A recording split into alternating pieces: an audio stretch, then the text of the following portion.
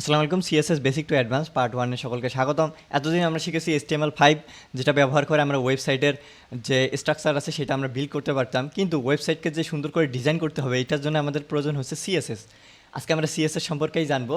যদি W3 স্কুলে আমি চলে আসি, এখানে সিএসএস এ সম্পর্কে লেখা আছে যে CSS is the language we use to style an HTML document. তার মানে সিএসএস ব্যবহার করে আমরা HTML ডকুমেন্টকে স্টাইল করি, তাই না? CSS describe how HTML element should be displayed. CSS আসলে বর্ণনা করে যে কীভাবে HTML এর যে এলিমেন্টগুলো রয়েছে সেগুলোকে কীভাবে প্রদর্শন করতে হবে ব্রাউজারের মধ্যে। তো সিএসএস আমরা কিভাবে লিখতে পারি? সিএসএস লেখার জন্য সর্বপ্রথম আমি আমার ভিএস কোডটাকে নিয়ে নিলাম। এখন এখানে আমরা তিনভাবে সিএসএসকে লিখতে পারি। প্রথম যে মেথড, এটা হচ্ছে যে কোনো HTML লেখার পর, ফর এক্সাম্পল আমি এখানে HTML লিখতেছি হ্যালো ওয়ার্ল্ড, লেখার পর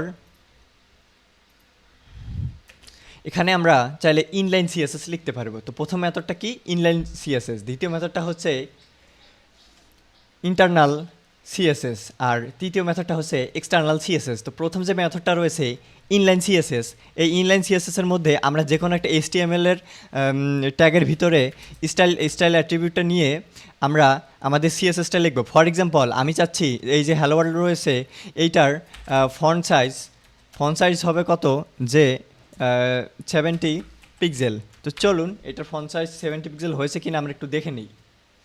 দেখুন, আমি যদি এটাকে 100-তে রাখি তাহলে এটা দেখাচ্ছে অনেক বড়, তাই না? এই সেম জিনিসটাকে আমি যদি নর্মালভাবে রাখি, আমি আবার একটা H1-এ নিচ্ছি, যদিও H1 শুধু একবার ব্যবহার করতে হয়, এটা আমি এক্সাম্পল হিসেবে নিচ্ছি। আমি এবার একটা নর্মাল একটা লিখতেছি হ্যালো ওয়ার্ল্ড, যেখানে আসলে কোনো সিএসএস ব্যবহার করিনি। তাহলে দেখুন আমি নর্মালভাবে লিখে এমন হচ্ছে, আর যখন আমি সিএসএস ব্যবহার করতেছি তখন এই টেক্সটটাকে কিন্তু আমি অনেক বড় করে লিখতে পারতেছি। এরপর যদি লিখি কালার লিখলাম কি রেড, দেখুন এটার কিন্তু সাথে সাথে কিন্তু কালারটা পরিবর্তন হয়ে রেড হয়ে গেল। এই যে আমরা একটা HTML এর ট্যাগের ভিতরে, ওপেনিং ট্যাগটার ভিতরে আমরা স্টাইল অ্যাট্রিবিউটটা ব্যবহার করে সিএসএসকে আমরা লিখতেছি, এইটাকে বলতেছি আমরা কি, যে ইনলাইন সিএসএস। এখন প্রশ্ন হচ্ছে যে কিভাবে আমরা তাহলে ইন্টারনাল সিএসএসটা লিখবো, তাই না? তো চলুন এবার দেখে নিই কীভাবে আমরা ইন্টারনাল সিএসএসটা লিখবো। এখন এই দুইটা কিন্তু নর্মালভাবে দেখাচ্ছে। তো ইন্টারনাল সিএসএস লেখার জন্য আমি এটাকে H2 করে দেই। আমি চাচ্ছি একটার মধ্যে পরিবর্তন হোক। আপনারা হয়তো দেখেছেন আমি বেশ কয়েকবার HTML কোড লেখার সময় আমি ঠিক টাইটেল ট্যাগটা নিচে, অর্থাৎ হেড ক্লোজিং ট্যাগটা ঠিক উপরে আমি সিএসএসটা কিন্তু করছি। আর এই যে পদ্ধতিটা, এই যে মেথডটা, এইটাকে আমরা বলতেছি কি, যে ইন্টারনাল মানে অভ্যন্তরীণ সিএসএস। তো আমি এখন স্টাইল ট্যাগ নিলাম। একটু আগে যখন স্টাইলটা H1-এর ভিতরে ছিল তখন আমি বলছিলাম যে স্টাইল হচ্ছে একটা অ্যাট্রিবিউট, আর যখন আমি এই স্টাইলকেই সিঙ্গেলভাবে আমি লিখতেছি তখন এই স্টাইলটা হয়ে যাচ্ছে কি ট্যাগ। হ্যাঁ, তো এখানে আমি কল করব কি H1-কে। তো H1-কে কল করার পর আমি সেকেন্ড ব্র্যাকেট দেওয়ার পর এখন এখানে লিখতেছি ফন্ট সাইজ, লিখলাম কি 17 পিক্সেল। এরপর আমি লিখতেছি কালার, এরপর কি কালার দেওয়া যায় বলেন তো? গ্রিন দিতে পারি, তাই না? এই দেখুন এটা চেঞ্জ হয়ে গেল।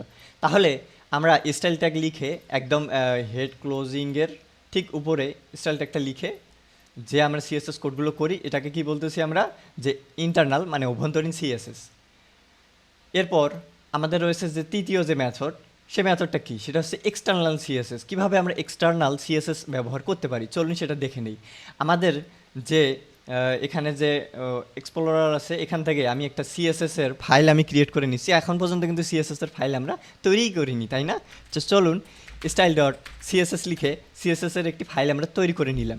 তো সিএসএস এর ফাইলের শেষে ডট সিএসএস কথাটা থাকবে। যেমন আমরা HTML লেখার সময় কি করছি, ডট HTML ব্যবহার করেছি, সেম সিএসএস এর ক্ষেত্রে ডট সিএসএস হবে। আর সিএসএস এর প্রথম যে ফাইলটা হয় বা প্রাইমারি যে ফাইলটা হয় সেটার নাম হয় সবসময় স্টাইল ডট সিএসএস। এরপর আপনি যদি অন্যান্য আরও যদি সিএসএস তৈরি করতে চান, যেমন কন্ট্যাক্ট পেজের জন্য কন্ট্যাক্ট ডট সিএসএস, এইভাবে। এরপর আপনি যদি চান ইয়ার জন্য আপনার হতে পারে কি, যে সার্ভিস পেজের সিএসএস করবেন, সার্ভিস ডট সিএসএস লিখে দিলেন। এইভাবে নাম বিভিন্ন দিয়ে শেষে ডট সিএসএস দিয়ে আমরা সিএসএস ফাইলগুলো তৈরি করে নেব, তাই না? জিনিসগুলো কিন্তু বেশ মজার। আপনার যদি বুঝতে অসুবিধা হয় তাহলে আপনি পুনরায় ভিডিওটা একবার, দুইবার, তিনবার এইভাবে বারবার আপনি দেখবেন, দেখলেই কিন্তু বুঝতে পারবেন। আর প্রত্যেকটা জায়গায় ভিডিওটা পজ করে সেগুলো আপনি প্র্যাকটিস করবেন। হুম, কোড কোনো মুখস্থ করার জিনিস নয়, আমাদেরকে প্র্যাকটিস করতে হবে প্রচুর পরিমাণে। এবং ইম্পর্ট্যান্ট যে বিষয়গুলো সেগুলো আপনি আপনার একটা নোট খাতা তৈরি করবেন। ফর এক্সাম্পল আমি যদি দেখাই, এই যে এই খাতাটা আপনি দেখতে পাচ্ছেন, এখানে আমার সব কিছু নোট করা রয়েছে। আমি এখানে HTML CSS নোট করি নাই, কারণ এগুলো অনেক ইজি বিষয়। আমার এখানে PHP, লারাভেল এবং জাভাস্ক্রিপ্টের বিষয়গুলো আমি এখানে নোট করে রাখতেছি। চলুন তাহলে আমরা এবার এক্সটার্নাল CSS লেখার পদ্ধতিটা দেখে নেই। সর্বপ্রথম আমাদের একটা ট্যাগ নিতে হবে, এটা একটা নাম হচ্ছে লিঙ্ক। লিঙ্ক নেওয়ার পর এখানে দেখুন কি লেখা আছে, REL দেওয়ার পর স্টাইল শিট লেখা আছে, এটা আমরা সেম রাখবো, এটাকে আমরা চেঞ্জ করব না। এখন আমরা এখানে লিখব কি, যে আমরা যে এই যে ফাইলটার নাম দিয়েছি কি style.css, এখান থেকে ফাইলটার নাম দেখে নেই style.css। এখানে আমাকে কল করতে হবে style.css। এখন কিন্তু CSSটা আমি আমার HTML এর সাথে লিঙ্ক আপ করে দিলাম। হ্যাঁ, তো এখন আমি এখানে যে CSSগুলো লিখব সেই CSSগুলোকে সুন্দর করে HTML এখান থেকে নিয়ে নেবে। আমরা দেখেছি প্রত্যেকবারে CSS এর লেখার সময় আমরা এই যে এখানে কিন্তু স্টাইল ট্যাগটা ব্যবহার করেছি, স্টাইল অ্যাট্রিবিউটটা ব্যবহার করেছি, কিন্তু একটা CSS ফাইলের মধ্যে আসলে এগুলোর একটা প্রয়োজন নেই। আমরা সরাসরি ডাইরেক্ট CSS লিখবো। আমরা h1কে কল করলাম, h1কে কল করার পর এই যখন আমি লিখবো যে ফন্ট সাইজ 17 পিক্সেল, সাথে সাথেই দেখুন বড় হয়ে যাচ্ছে। এরপর কালার পর রেড লিখে দিলাম, সাথে সাথেই কিন্তু রেড হয়ে যাচ্ছে, তাই না? বিষয়টা বেশ মজার। তো কেন আমরা আসলে এই এক্সটার্নালভাবে CSS করব, আর কখনোই বা আমরা ইন্টারনাল করব, কখনোই আমরা ইনলাইন CSS করব? এখন মনের মাঝে তো এই প্রশ্নটা চলেই এসেছে আপনাদের, তাই না? তো আমরা তখনই করব যখন আমাদের CSSগুলো আমাদের অনেকগুলো CSS হবে, তখন আমরা একটা CSS এর ফাইল ক্রিয়েট করে সেখানে আমরা CSSগুলো করব। যখন CSS এর সংখ্যা খুবই কম হবে, বা আমি একটা জাস্ট একটা ছোট একটা প্রজেক্ট করতেছি, সিম্পল একটা প্রজেক্ট, যেখানে আসলে আমি আর ইন্টারনালভাবে আমার CSSগুলো রাখলেই হয়ে যাচ্ছে, তখন আমি আসলে একটা CSS ফাইল ক্রিয়েট করতে যাব না। আর অন্যদিকে যখন আমার ছোট্ট CSS, মানে জাস্ট আমার এই জিনিসটা একটু পরিবর্তন করা প্রয়োজন, আমার এটার জন্য তো একটা ফাইল ক্রিয়েট করার আসলে সময় নেই, বা আমার একটা এই যে হেডের উপরে আমার একটা স্টাইলটা ক্রিয়েট করে আমার তো ইন্টারনাল CSS করার আসলে অত সময় নেই, আমি এত সময় অপচয় করতে চাচ্ছি না। সেক্ষেত্রে জাস্ট আমার এই ছোটো জিনিসটা পরিবর্তন করা প্রয়োজন। সেক্ষেত্রে আমি কী করবো, স্টাইল অ্যাট্রিবিউটটা নিয়ে এখানে সুন্দর করে CSS করে দেবো। তো এই বিশেষ পারপসে আপনি এই তিনটা মেথড আপনি ফলো করবেন। তাহলে যখন আমরা কী করবো, পুরো একটা ওয়েবসাইট ক্রিয়েট করবো, তখন আমরা কী করবো, এরকম স্টাইল ফাইল তৈরি করে, style.css ফাইল তৈরি করে তখন আমরা কিন্তু কোডগুলো করব। এখানে অসংখ্য কোড হবে, পুরো একটা পেজের কোড থাকতে পারে, পুরো একটা ওয়েবসাইটের কোড একটা ফাইলের মধ্যে থাকতে পারে, তাই না? অথবা প্রত্যেকটা পেজের জন্য আলাদা আলাদা CSS ফাইল থাকতে পারে। তাহলে আমরা বিষয়টা বুঝলাম। এখন একটা ইম্পর্টেন্ট বিষয় বুঝতে হবে, সেটা হচ্ছে যে আমরা যে CSS কোডটা করতেছি, CSS কোড করার কিছু নিয়ম রয়েছে। তো চলুন সেই নিয়মগুলো আমরা দেখে নিই। সর্বপ্রথম যে নিয়ম হচ্ছে, আমরা যখন একটা HTML এর আমরা সরাসরি একটা ট্যাগকে কল করব, তখন আসলে আমরা ঠিক এইভাবে ট্যাগটাকে কল করব। যেমন আমি এখানে কিন্তু h1 সরাসরি h1 লিখেছি। তাহলে আমি যদি এখন হেড ট্যাগটাকে কল করতে চাই, তাহলে আমরা কি করব? আমাদের মনের মাঝে সেই প্রশ্নটা জাগে না? সরাসরি লিখব কি, হেড এইভাবে আমরা লিখব। তো এখন এখানে তো আসলে আমাদের HTML এর বিভিন্ন রয়েছে, তাই না? বিভিন্ন ট্যাগ রয়েছে। তো প্রত্যেকটা ট্যাগ আমরা চাইলে এইভাবে কল করতে পারি। এই যেমন আমি এখন কল করতে চাচ্ছি বডিকে আমি সরাসরি BODY লিখে বডি নিলাম, তারপর একটা স্পেস দিলাম, বা স্পেস আমি নাও দিতে পারি, ওটাকে সুন্দর দেখার জন্য একটা স্পেস দিলাম, তারপর সেকেন্ড ব্র্যাকেট দিলাম, দেওয়ার পর আমি একটা ইন্টার প্রেস করে ঠিক এইভাবে আমি নিয়ে নিলাম। তো এই বিষয়টাকে আমি চলুন আর একটু সুন্দরভাবে আপনাকে বোঝাই দেই। ওকে, তো সুন্দরভাবে বোঝাই দেওয়ার জন্য আমাদেরকে জানতে হবে CSS এর আসলে সিনট্যাক্সটা কীভাবে কাজ করে। তো CSS এর সিনট্যাক্সটাকে ঠিক আমরা এইভাবে ডিফাইন করতে পারি। এই যে আমরা যে ট্যাগটা নিলাম, এই ট্যাগটাকে আমরা বলতেছি CSS এর সিলেক্টর, মানে এইটা ব্যবহার করে, এই ট্যাগটা ব্যবহার করে আমরা পুরা একটা এলিমেন্টকে আমরা সিলেক্ট করতেছি। তাহলে এখানে h1 কি, h1 হচ্ছে একটা সিলেক্টর। h1 CSS এর ক্ষেত্রে সিলেক্টর হিসেবে কাজ করতেছে। এই যে বডিটা কি করতেছে, সিলেক্টর হিসেবে কাজ করতেছে। এরপর আমরা মাঝখানে যে কোডগুলো আমরা করব, এই কোডগুলোকে কি করতেছে, এই সম্পূর্ণ কোডটাকে আমরা বলতেছি কি ডিক্লারেশন, তাই না? তো চলুন আমরা একটু কোড করি, না হলে তো কেমন দেখা যাচ্ছে। তো এখন আমি লিখে দেই যে বডি কি হবে, বডি কালার দিলাম রেড, দেখি কি হয়। এই যে বডির ভিতরে যতগুলো টেক্সট রয়েছে সেই কালারগুলো রেড হয়ে গেল, তাই না? এখন তাহলে আমাদের আরও বুঝতে সুবিধা হবে যে তাহলে এই বডি যে ট্যাগটা রয়েছে এখানে আমরা এটাকে বলতেছি কি সিলেক্টর। এরপর আমরা এই সম্পূর্ণটাকে এই সেকেন্ড ব্র্যাকেটের ভিতরে যা কিছু লিখেছি তাকে আমরা বলতেছি কি, সম্পূর্ণটাকে আমরা বলতেছি ডিক্লারেশন।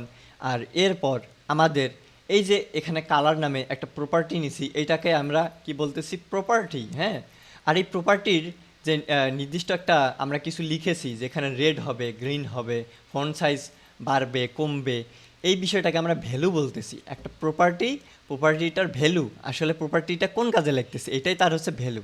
তাহলে আমরা কি লিখব, প্রথমে আমরা সুন্দর করে আমরা সিলেক্টরটা লিখব। সিলেক্টর লেখার পর সিলেক্টরটা আমরা ডিক্লারেশন দেবো, আমরা কেন সিলেক্টরটা লিখলাম। ডিক্লারেশনের ভিতরে আমরা প্রথমে লিখব কি, প্রপার্টিটার কি দেবো, ভ্যালু দেবো, তাই না? তো ভ্যালু অনেক কিছুই হতে পারে, ভ্যালু বিভিন্ন রকমের আমরা তাকে আমরা কমান্ড দিতে পারি, তাই না? যেমন হচ্ছে যে আমরা টেক্সটকে একটু আগে বড় করলাম, আবার টেক্সটটাকে আমরা কালার পরিবর্তন করলাম, এমনও হতে পারে টেক্সটটাকে পুরো ভ্যানিশ করে দিতে পারি। এই বিষয়গুলো আমরা সিএসএসের মধ্যে করব। তো আমরা সিএসএসের সিনট্যাক্সটা একটু ধারণা রাখলাম। তাহলে আমরা যে কোনো সিএসএসের ট্যাগ কীভাবে লিখব, আমরা এইরকম করে ডাইরেক্ট সরাসরি লিখব। কিন্তু এখানে আরেকটা বিষয় আছে, আমি যদি এখানে একটা যদি আইডি যদি কল করতাম, যে আমি আইডিটার নাম দিলাম কি, ফার্স্ট টেক্সট, এইভাবে আমি লিখে দিলাম, তাহলে এইটাকে আমি কিভাবে কল করতাম? এটাকে আমি কি সরাসরি এভাবে লিখতাম যে ফার্স্ট টেক্সট লিখে আমি যদি ফন্ট সাইজ দেই, একটু এইদিকে আমি ওপেন করি, কি হয় আমরা দেখি। ফন্ট সাইজ লেখার পর লিখলাম যে 17 পিক্সেল, দেখুন তো কোনো পরিবর্তন হয়নি। কেন হয়নি? তার মানে আমাদের সিএসএসটাকে সিলেক্ট করাটাই হয়নি। তো এই আমার আইডিকে কিভাবে সিলেক্ট করব, আমরা হ্যাশট্যাগ দেবো, এখানে একটা হ্যাশ ব্যবহার করলাম, করার পর যেই আমি কন্ট্রোল এস দিয়ে সেভ দেবো, দেখুন এটা কিন্তু বড় হয়ে গেছে। কেন হলো? কারণ এখন আমরা সিএসএসটাকে সঠিকভাবে সিলেক্ট করতে পারছি। তাহলে যে কোনো আইডিকে সিলেক্ট করার জন্য আমাদের করতে হবে কি, একটা সামনে হ্যাশ ইউজ করতে হবে। এখন আমরা যদি কোনো ক্লাস ইউজ করতে চাই, এই যে এখানে আমরা ক্লাস দিলাম, তাহলে আমরা কীভাবে সিলেক্ট করবো? ক্লাসের নাম দিলাম কি, যে ফন্ট। এখানেও এই যে H2তেও আমি ক্লাসের নাম দেই ক্লাস ফন্ট। তাহলে এই যে ফন্ট নামে যে ক্লাস আমি দুইটা নিলাম, এটাকে আমরা কিভাবে সিলেক্ট করব? আমরা কি সরাসরি লিখবো ফন্ট? সরাসরি ফন্ট লিখলে কি কাজ হবে? দেখি, ফন্টের আমি কালার চাচ্ছি কি, কালার এবার চাচ্ছি গ্রিন। এটা কি ইম্পর্ট্যান্ট করে দিতেছি, ইম্পর্ট্যান্ট সম্পর্কে আমি পরে বলবো। তো এখন এই যে কাজ করতেছে কি না, এটা কাজ করতেছে না। আমি যদি এখানে হ্যাশ দেই, কাজ করতেছে কি না, কাজ করতেছে না। তাহলে এখানে কি করতে হবে, আমাদের এখানে একটা ডট দিতে হবে। দেওয়ার পর যেই সেভ দেবো, দেখুন কালারটা কিন্তু পরিবর্তন হয়ে গেছে। তাহলে আমরা বুঝলাম যে আমাদের যে ক্লাসগুলো রয়েছে, ক্লাসগুলো সিলেক্ট করার জন্য আমাদের সিএসএসের সেই ক্লাসের সামনে আমাদেরকে একটা ডট দিতে হবে। তাহলে বডিতে কিছু দিতে হবে না, আমাদের আইডিতে দিতে হবে হ্যাশ, এবং সিএসএসের ক্লাসের মধ্যে দিতে হবে কি, ডট। তাহলে এইভাবে আমরা সিএসএসকে সিলেক্ট করতে পারি, তাই না? এরপর আমরা শিখব সিনট্যাক্স শিখলাম, এবার সিএসএসের সিলেক্টর সম্পর্কে একটু ধারণা নিয়ে নেই। আমি যে বিষয়গুলো বলেছি, এই বিষয়গুলো হচ্ছে সিএসএসের সিলেক্টর, কিভাবে আসলে আমরা একটা সিএসএসকে কল করব, যে কোনো একটা এলিমেন্টকে, যে কোনো একটা আইডিকে আসলে সিলেক্ট করব, এইটাকেই বলতেছি কি, সিএসএসের সিলেক্টর। তাহলে সিনট্যাক্স শিখলাম, সিএসএসের সিলেক্টর শিখে ফেললাম। এরপর চলুন আমরা শিখে নেই টেক্সট কালার। আসলে টেক্সট কালারটা কীভাবে কাজ করে এইটা একটু আমরা দেখে নেব। তো সর্বপ্রথম আমাদের টেক্সট নিয়ে কাজ করার জন্য আমাদের কিন্তু সুন্দর করে কিছু টেক্সট লেখার প্রয়োজন পড়বে। তো চলুন আমাদের ব্রাউজারের মধ্যে আমরা কিছু টেক্সট লিখে নেই। এখান থেকে আমি স্টপ করে দিতেছি। আর এইটাকে আমি চাচ্ছি না আপাতত দেখাতে, যেহেতু কোড আসলে ছোট, এই জন্য আমি চাচ্ছি কি স্টাইল ট্যাগটা এখানেই ব্যবহার করতে। এখন অনেকের মাঝে প্রশ্ন চলে আসতে পারে যে ভাইয়া, স্টাইল ট্যাগটা কেন হেড ক্লোজিং ট্যাগের উপরেই আমি লিখতেছি, কেন আমি এটা বডি ট্যাগের ভিতরে লিখতেছি না, বা বডি ট্যাগের একদম ইন্ডে লিখতেছি না, তাই না? এরকম প্রশ্ন আসাটা স্বাভাবিক। আমার প্রথমে আসলে এসেছিল যে আসলে কোথায় লিখবো, এগুলোর উপরে লিখবো নাকি নিচে লিখবো। আসলে যখন আমরা ইন্টারনাল সিএসএস লিখবো, তখন ঠিক হেড ক্লোজিং ট্যাগটার উপরে লিখবো। আমরা আসলে ব্রাউজারকে বলতেছি, তুমি আগে আমার সিএসএস কোডকে তোমার সর্বপ্রথম তুমি বুঝে নাও, সর্বপ্রথম তুমি আগে আমার সিএসএস কোডটাকে বোঝো, তারপর তুমি আমার HTML কোডটাকে বোঝো, ঠিক আছে? এই কারণেই সর্বপ্রথম কি কালারটা ধরবে ব্রাউজারের মধ্যে, এরপর আমার HTML কোডগুলোকে কিন্তু ধরবে, তাই না? ঠিক এইভাবে আমরা কোডকে রিডেবল করতে চাচ্ছি। এখন যেহেতু আমার কোড ছোট, তাই আমি এখানে লিখতেছি। পরবর্তীতে যখন বড় কোড করব, আমি আলাদা ফাইল CSS তৈরি করে সেখানে ব্যবহার করব। তো এখন আমরা টেক্সট কালার সম্পর্কে আমরা জানবো। টেক্সট কালার সম্পর্কে জানার আগে আমাদের কিছু টেক্সট লিখতে হবে আমাদেরকে। আমরা চলেন কিছু টেক্সট একটু লিখি। এগুলো যা আছে থাক, সমস্যা নেই। এখানে পি ট্যাগ নিলাম, নেওয়ার পর আমি লরেমের কিছু ওয়ার্ড নিলাম। নেওয়ার পর আমি সেটাকে এখন আমি গো লাইভে দিয়ে আমি এখানে দেখব। তো এই যে এখানে কিন্তু সুন্দরভাবে দেখাচ্ছে। তো এখানে এই যে এইটাকে আমাকে কিন্তু কেটে দিতে হবে। আমি যে লিঙ্কটা ব্যবহার করছিলাম, এই যে এখন কিন্তু চলে গেল। চলে যাওয়ার পর এখন আমরা টেক্সট কালার পরিবর্তন করব। তো চলুন টেক্সট কালারে আমরা কী কী শিখব। সর্বপ্রথম শিখব সিএসএসের কালার। এই কালার প্রপার্টিটা ব্যবহার করে সিএসএসকে আমরা কিভাবে কালার করতে পারি, তাই না? তাহলে সিএসএসের আমি সর্বপ্রথম আমি S1টাকে আমি কল করতেছি, এরপর আমি সেকেন্ড ব্র্যাকেট ব্যবহার করতেছি। এখন এখানে যখন আমি কালার প্রপার্টিটা ব্যবহার করতেছি, এখানে আমি যে কোনো কালার আমি লিখে দিতে পারি, যেমন রেড যখন লিখে দিতেছি তখন রেড হচ্ছে, গ্রিন যখন লিখে দিতেছি গ্রিন হচ্ছে। আবার আমি চাইলে ঠিক এই জায়গাটার মধ্যে ক্লিক করে যে কোনো একটা কালার আমি সিলেক্ট করতে পারতেছি, তাই না? এই যে এখান থেকে এই যে কালার প্যালেটটা থেকে এখানে আমি যে কোনো কালার সিলেক্ট করে দিতে পারছি। ইয়েলো দিতে চাচ্ছি বা একটু এই কালার টাইপের আমি দিতে চাচ্ছি, দিয়ে দিলাম। দেখুন সাথে সাথে কিন্তু কালার কাজ করতেছে এইখানে সিলেক্ট করার পর। তো সিএসএসের কালারকে বেশ কয়েকভাবে লেখা যায়। সর্বপ্রথম সরাসরি HTML এর স্টাইলে, অর্থাৎ গ্রিন যেমন আমি রেড লিখেছি, গ্রিন লিখেছি, ইয়েলো লিখেছি বা ভায়োলেট লিখেছি, এইভাবে সরাসরি HTML স্টাইলে আমরা সিএসএর কালারকে আমরা ডিফাইন করে দিতে পারি যে টেক্সট কালারটা কী হবে। অথবা আমরা চাইলে আমরা হেক্স কোড ইউজ করতে পারি। হেক্স কোডটা কী আমরা এখন এটা সম্পর্কে লিখে নেই। আমি হ্যাশট্যাগ ইউজ করে আমি যে কোনো কালার আমি কল করতে পারি, যেমন FFF লিখে দিলাম, তার মানে এটা হোয়াইট হয়ে গেল। এখন এখানে আমি সিলেক্ট করে আমি এখান থেকে একটু এই টাইপের কালার করে দিলাম, তাহলে এইটার যে হেক্স কোডটা হবে সেটা কিন্তু এখানে ধরে নিচ্ছে। আবার এখানে সিলেক্ট করে সুন্দর করে আমি যখন একটা কালার আমি করব, তখন এই যে এখানে এই টাইপের কালার নিচ্ছে। এরপর আমি এখানে যখন এই কালারটা সিলেক্ট করে দিচ্ছি, তখন এই যে হেক্স কোডটা ইউজ করে আমরা কিন্তু এই টাইপের কিন্তু কালার করে দিতেছি। তো এটা হচ্ছে একটা কালারের মেথডস। ঠিক এইভাবে আমি চাইলে যে কোনো কালার আমি এখানে বসাতে পারি। হেক্স কোড আমি সবচেয়ে বেশি ব্যবহার করি, হেক্স কোডটা। এরপর RGB কালারটা, অর্থাৎ আমরা আর একটু ডিপলি বুঝে নেই, তারপরে আস্তে আস্তে কঠিন দিকে যাচ্ছি। তাহলে আমরা সিএসএসের কালারকে আমরা তাহলে তিনভাবে লিখতে পারি। সিএসএসের কালার নেম, একটা নেম লিখে, যেমন রেড, গ্রিন, ইয়েলো। একটা হেক্স ভ্যালু ব্যবহার করে, মানে হ্যাশ দিয়ে তারপর ওইটার ভ্যালুটা লিখে, তাই না? এরপর RGB ভ্যালুতে আমরা কি ব্যবহার করি একটু দেখে নেই। RGB কালার, সরি আসলে কেন হয় এমন বুঝি না। কালার মিনিং RGBর পুনরূপ হচ্ছে রেড, গ্রিন অ্যান্ড ব্লু। আমরা হয়তো যখন আমরা 1-2-তে পড়তাম, তখন আমাদের আসলে শেখানো হতো যে প্রাইমারি কালার, সেকেন্ডারি কালার, এই বিষয়গুলো শেখানো হতো না। তো রেড, গ্রিন আর ব্লুর এই দুইটার কম্বিনেশনে সমস্ত কালার ক্রিয়েট করা সম্ভব। তো এই জিনিসটাকেই আমরা সংক্ষেপে বলতেছি RGB, red, green and blue. তো যখন আমরা RGB আমরা কালারের একটা আমরা ডিফাইন করে দেব, তখন আসলে কিন্তু আমাদের কালারটা দেখাবে। ফর এক্সাম্পল আমি যদি এখানে লিখি যে RGB লেখার পর আমাদের রেড, গ্রিন এবং ব্লুর আমাদের আসলে বলে দিতে হবে। তো এখানে এইভাবে আসলে কিছুই হবে না। আমাকে 255, আমি যে এখানে 255 লিখে দেই, সর্বোচ্চ হচ্ছে 255। এরপর আমি এগুলো 0 করে দিতে পারি, প্রত্যেকটারে 255 করে হতে পারে। হ্যাঁ, দেখুন আমি রেডের মান লিখলাম 255, তাহলে এটা রেড হয়ে গেল। এখানে 0 লিখে দিলাম। হ্যাঁ, তার মানে RGB, red, green and blue, এগুলোর মান 0 থেকে 255-র ভিতরে হবে। আমি যেমন লিখে দেব ঠিক তেমনই কিন্তু কালারগুলো শো করবে। ফর এক্সাম্পল আমি যদি এখানে চেঞ্জ করে দেই আরেকটা, তাহলে কি হচ্ছে, আমার ঠিক রেডের কালারটা কত নিচ্ছে 16, এরপর গ্রিনের কালার নিচ্ছে 0 এবং ব্লুর কালারটা আমার নিচ্ছে কত 236। নেওয়াতে কী হলো, আমাকে একটা ব্লু কালার কিন্তু একটা প্রদর্শন করলো, তাই না? ঠিক এইভাবে আমরা RGB ব্যবহার করে যে কোনো কালারকে আমরা প্রদর্শন করতে পারি। এরপর আমাদের তো 3টা মেথড আমাদের দেখা হলো কিভাবে আমাদের টেক্সট কালারকে আমরা আসলে সুন্দর করে বোঝাতে পারি। এরপর আমরা আরেকটা জিনিস দেখব যে text colour and background colour. অবশ্যই টেক্সট কালার এবং ব্যাকগ্রাউন্ড কালারের বিষয়টা আমাদের বুঝতে হবে। আমরা একটু সুন্দর করে বিষয়টা আর একটু বুঝে নেই। এটা সম্পূর্ণ একটা বডির ভিতরে আমাদের আছে, তাই না?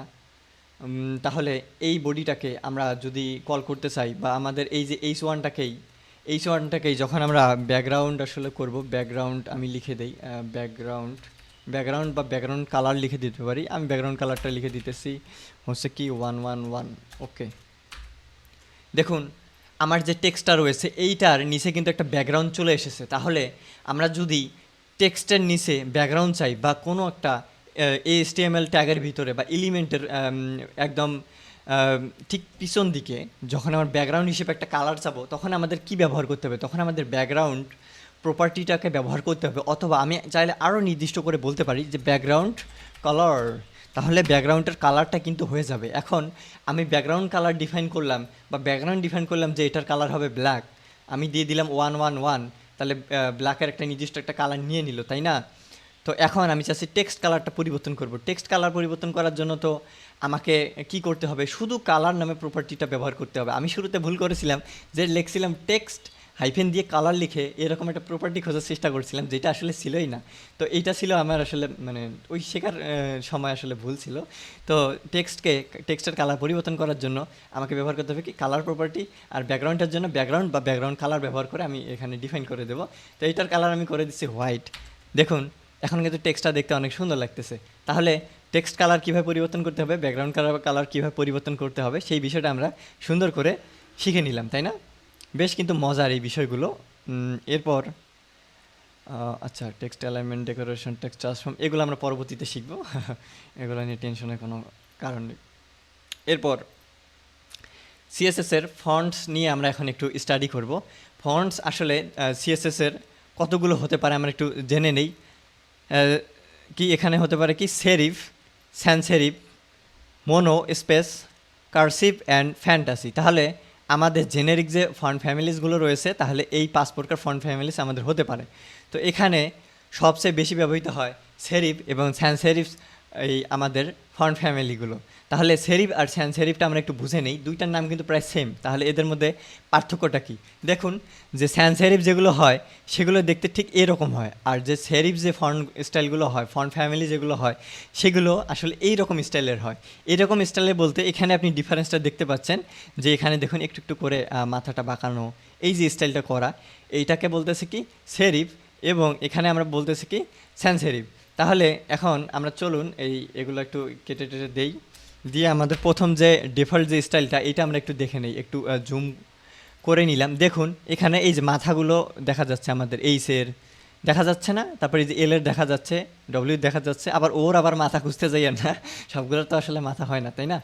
তো এই যে সুন্দর করে মাথাটা একটু ভাঁজ করা, এই স্টাইলটাকে আমরা তাহলে কি বলতেছি বলুন তো? আমরা এই স্টাইলটাকে বলতেছি সেরিফ স্টাইল। এখন আমরা চাইলে এইটাকে বলে দিতে পারি এই স্টাইলটা আসলে সেরিফ না, এটা হচ্ছে একটা স্যান্স সেরিফ। তাহলে চলুন আমরা দেখে নেই যে স্যান্স সেরিফ আমরা কীভাবে লিখে দেব। এই যে আমি H1কে কল করলাম, সেকেন্ড ব্র্যাকেট দিলাম, এরপর লিখে দিচ্ছি ফন্ট ফ্যামিলি। এখানে আমরা কি লিখবো বলুন তো? কি লিখবো? এই যে স্যান্স সেরিফ লিখে দিলাম। তাহলে এটা স্যান্স সেরিফ স্টাইলে এখন কিন্তু আমার ফন্টটা কিন্তু দেখাচ্ছে, ফন্ট ফ্যামিলিটা সুন্দর করে কাজ করলো আমাদের। এখন এটাকে যেই আমরা ডিফাইন করে দেব যে স্যান্স, তখন এই যে এখানে কিন্তু আমাদের কি করতেছে বলেন তো? সরি, আমার একটু মিস্টেক হয়েছে, সেরিফ। তাহলে এখানে কিন্তু সেরিফ দেখাচ্ছে। আসলে যখন আপনি নির্দিষ্ট করে ডিফাইন করে দিবেন না, তখন সেরিফ স্টাইলে দেখাবে, আর আপনি নির্দিষ্ট করে যখন ডিফাইন করে দিবেন তখন আপনি স্যান্স সেরিফ স্টাইলে দেখাইতে পারবেন, তাই না?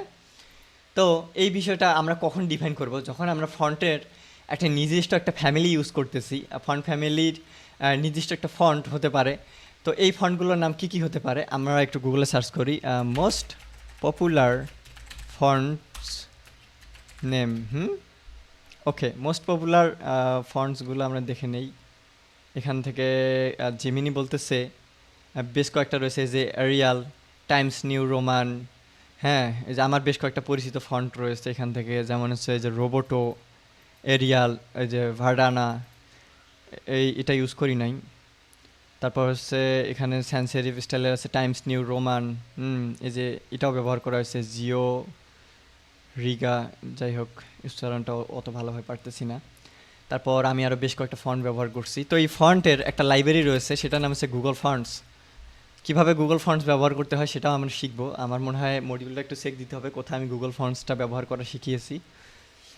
তো এখানে দেখুন যে বিভিন্ন ফন্ট রয়েছে, আমি একটু বড় করে দেখাই। এই যে রোবোটো, এই যে বেশ দেখেন বেশ কিছু ফন্ট রয়েছে, হ্যাঁ, নাম জানা অজানা অনেক ফন্টস। এখানে আমার পছন্দের ফন্টগুলো আমি এখানে সার্চ করে সেগুলো আমি আমার চাইলে আমার যে সিএসএস এর কোড রয়েছে সেখানে ব্যবহার করতে পারি, বা ফন্টটাকে আমি ডাউনলোড করে ফন্টসটার ফাইলটাকে ডাউনলোড করে আমার HTML ফাইলের মধ্যে রেখেই ব্যবহার করতে পারি।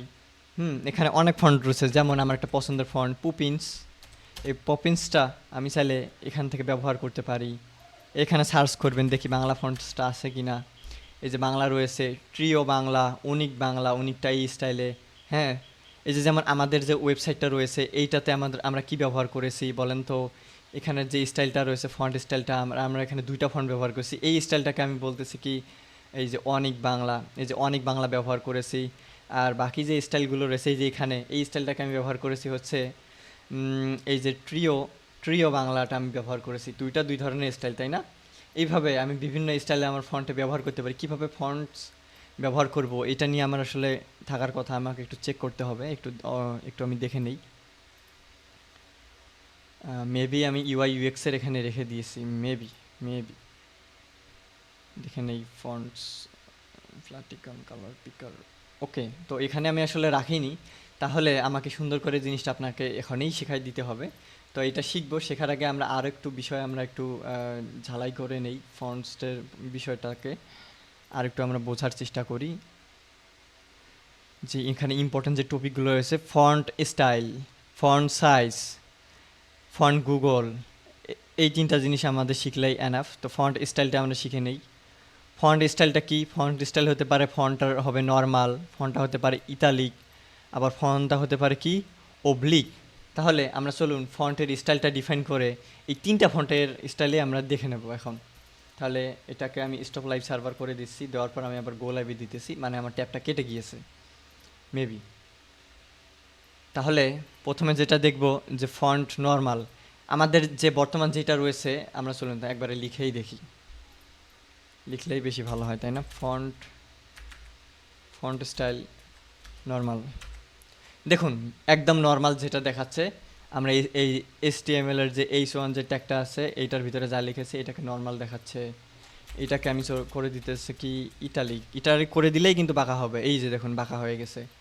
এই ফন্ট স্টাইল আমি এখানে ডিফাইন করে দিলাম ইটালিক। তারপর আরেকটা আমরা কি দেখলাম অবলিক, ওকে। তারপর দেখুন অবলিকটা লিখেছি, অবলিকটা ইটালি ফরম্যাটে দেখায়, বিধায় আসলে আমরা কোনো পরিবর্তন দেখতে পাচ্ছি না। তাহলে ফন্টের আমরা তিনটা এক্সাম্পল সুন্দর করে দেখলাম। Oblique, the text is leaning, oblique is very similar to italic but less supported, okay. এরপর পরবর্তীতে যে আমরা প্রপার্টিটা শিখবো এটা হচ্ছে ফন্টের ওয়েট প্রপার্টিটা কিভাবে ব্যবহার করব। তো ফন্টের উইথ প্রপার্টিটা ব্যবহার করে আমরা ফন্টটাকে বলে দিতে পারি। আচ্ছা চলুন এটাকে প্রথমে আমরা করে দেই, ইটালিকে রাখি, একটু স্টাইল না করলে হয়। ফন্ট ওয়েট আমরা বিভিন্নভাবে লিখতে পারি, 100 থেকে 900 পর্যন্ত, অথবা আমরা এটাকে নর্মাল, বোল্ড, হ্যাঁ, এই রকম টাইপের আমরা প্রপার্টিগুলো ব্যবহার করে এটাকে আমরা বলে দিতে পারি। তাহলে আমি এখানে দিকে লিখে দিতেছি যে এটা হবে নর্মাল। দেখুন একটু আগে ছিল বোল্ড, মানে মোটা অক্ষরের ছিল, এখন কিন্তু চিকন হয়ে গেছে, এটা হচ্ছে এর নর্মাল পজিশন। এখন এটাকে যখনই আমি বোল্ড লিখে দেব, বোল্ড, তখন কি হবে? এই দেখুন এটা বোল্ড হয়ে যাচ্ছে, তাই না? বিষয়টা কিন্তু বেশ মজার। এরপর আচ্ছা এখান থেকে ফন্ট ওয়েটটা আমরা শিখে নিলাম। তো এরপর আমি বললাম 100 থেকে 600 ব্যবহারের বিষয়টা। গুগল ফন্টসে একটু চলে যাই, বিষয়টা এক্সাম্পল দিয়ে দেখালে অনেক মজা পাবেন, আপনারা বুঝতে সহজ হবে। আচ্ছা আমি রোবোটোটাই এখানে নিয়ে আসতেছি। এখানে দেখুন থিনের শেষে লেখা 100, হ্যাঁ।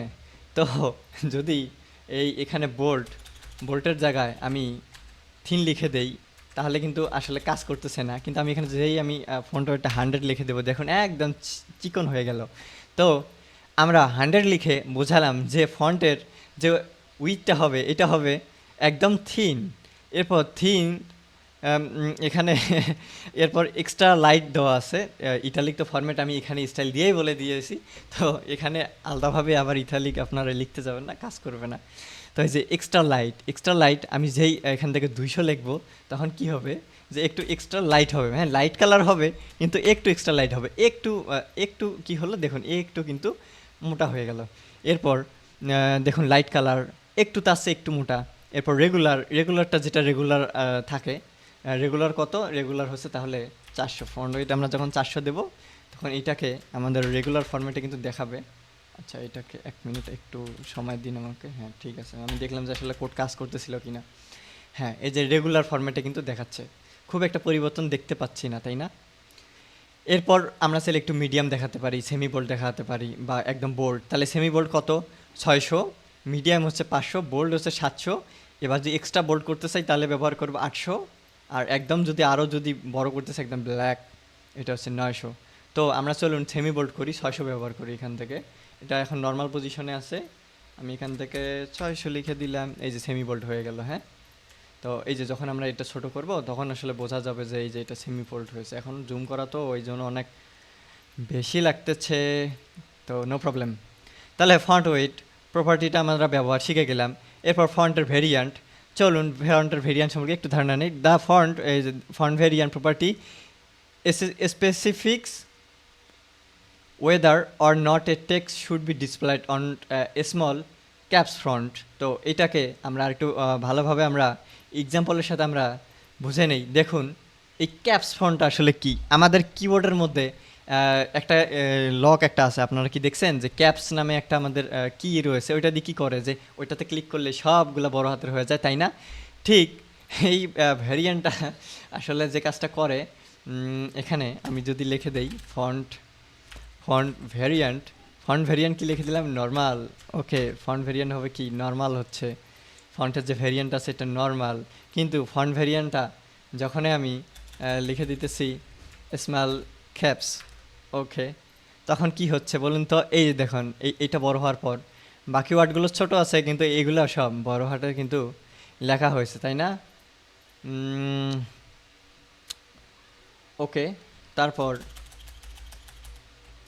আরেকটা আমি দেখতে চাচ্ছি, যেটা হচ্ছে এখানে কি শো করবে ওইটা দেখতে হবে, আমাকে একটু সার্চ করতে হবে। ফন্ট আপার কেস সিএসএস, এইটা দেখে নেই, আপার কেস সিএসএস। এরপর আমরা সিএসএস এর আরেকটা প্রপার্টি সম্পর্কে আমরা জানবো, যে text transform property. Text transform আবার কি? তো এইটা এখন একটু জেনে নেই। যেই লিখতেছি টেক্সট, তারপর লিখতেছি টেক্সটটাকে আমরা ট্রান্সফর্ম করতেছি, যখনই লিখে দিতেছি আপার কেস তখন কি হচ্ছে আমরা একটু দেখে নেই। এই যে আমাদের যে টেক্সটগুলো রয়েছে সবগুলোকে আপার কেস, হ্যাঁ মানে হচ্ছে ক্যাপিটাল লেটারে দেখাচ্ছে। যখন এটাকে আমি আবার চেঞ্জ করে লিখে দেব যে লোয়ার কেস, সবগুলাকে স্মল লেটারে কিন্তু দেখাচ্ছে, তাই না? তাহলে এখানে 3টা প্রপার্টি রয়েছে, আপার কেস, লোয়ার কেস, একটা হচ্ছে কি ক্যাপিটালাইজ। ওকে, তো চলুন এটাকে আবার ক্যাপিটালাইজ করে দেখি। ওকে, তাহলে প্রথম যে অক্ষরটা আছে সেটা বড় হাতের দেখাচ্ছে। তো এইভাবে টেক্সট ট্রান্সফর্ম প্রপার্টি ব্যবহার করে আমরা টেক্সটকে upper case, lower case, capitalized করে দেখাতে পারি। তাহলে টেক্সট সম্পর্কে আমরা অনেক কিছুই মোটামুটি একটা ধারণা নিয়ে নিলাম, তাই না? এটা কিন্তু বেশ মজার।